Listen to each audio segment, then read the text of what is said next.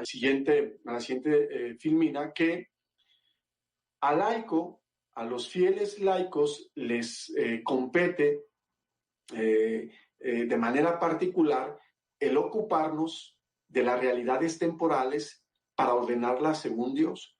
No es a los consagrados, es a los fieles laicos. Por eso se comprende la importancia fundamental de la formación de los laicos para que con santidad de vida y con la fuerza del testimonio contribuyamos al progreso de la humanidad en la búsqueda diligente del bien común. De manera particular, los laicos estamos llamados justamente por nuestro carácter de estar inmersos en las realidades temporales. Nos toca el conocimiento, la promoción de la doctrina social de la Iglesia, Bien, hasta allí el segundo momento, esta iluminación que tomamos del magisterio para saber qué es la doctrina social de la Iglesia y cómo la doctrina social de la Iglesia nos puede iluminar, mejor dicho, cómo la doctrina social de la Iglesia nos deja claro cómo dar una respuesta a las personas con discapacidad, llevándolas a una promoción, a un desarrollo humano e integral. Vayamos al tercer momento. Y yo quisiera empezar con una pregunta. ¿Tiene la doctrina social de la Iglesia una respuesta, o una propuesta concreta frente al desafío pastoral que representa las personas con discapacidad? ¿Tiene la doctrina social de la Iglesia una respuesta? Ciertamente sí. Algunas de ellas expresadas de manera clara, el compendio de la doctrina social de la Iglesia, y en el magisterio social, y otras que se pueden deducir de estas mismas enseñanzas y de los principios del pensamiento social cristiano.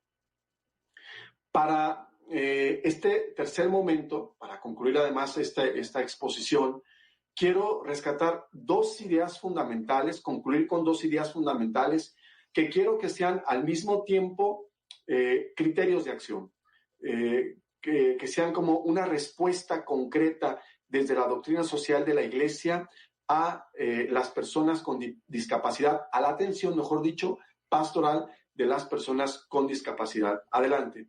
Y la primera de ellas tiene que ver con uno de los principios de la doctrina social de la Iglesia, con el primero y principal de los principios de la doctrina social de la Iglesia: la inalienable dignidad de la persona humana. La inalienable dignidad de la persona humana. Se trata, escuchemos muy bien, se trata del principio de mayor importancia de todo el magisterio social, de tal manera que constituye su punto de referencia irrenunciable y constante. El camino de la Iglesia es la persona, el camino de la Iglesia es el hombre. La dignidad humana es punto de referencia irrenunciable y constante de la doctrina social de la Iglesia. La Iglesia pone en el centro de sus enseñanzas sociales al hombre, todo entero, cuerpo y alma, corazón y conciencia, inteligencia y voluntad, y reconoce que el desarrollo de la persona y el crecimiento de la sociedad se implican y condicionan mutuamente en todos los órdenes. La persona humana, teológicamente considerada, es central en la doctrina social de la Iglesia. En ella se fundamentan los derechos humanos a partir de la dignidad sagrada del ser humano. Nos debe quedar muy claro. La doctrina social de la Iglesia tiene como principal principio, como fundamento, la dignidad de la persona humana. Todo ser humano es digno por el hecho de ser persona. Ya habíamos dicho que significa que sea un ser digno, bueno, que es un fin en sí mismo, que no es un medio. No puede ser tratado ni tratarse a sí mismo como un medio, siempre como un fin. No podemos objetivizar a la persona. Y de esta dignidad de la persona humana brotan los derechos humanos que debemos promover y que debemos reconocer de la naturaleza humana, brotan estos derechos humanos. Lo dice de manera clara esta encíclica del Papa Juan XXIII, la Pacem in Terris, paz en la tierra, en el número 10. Adelante, por favor. Ok, en ese sentido, la doctrina social de la Iglesia afirma y promueve la inalienable dignidad de las personas discapacitadas. Ojo, no por una consideración sentimentalista por su condición, no por una consideración sentimentalista por su condición, sino por el simple hecho de que son personas. El llamado es, pues, a reconocer en cada persona con discapacidad, también con discapacidades complejas y graves, una singular contribución al bien común a través de su original biografía. Hay que reconocer la dignidad de cada persona, sabiendo muy bien que no depende de la funcionalidad de los 5 sentidos. Esto lo acaba de decir el Papa Francisco en un mensaje dirigido el año pasado a las personas con discapacidad, justo en el Día Internacional de la Discapacidad.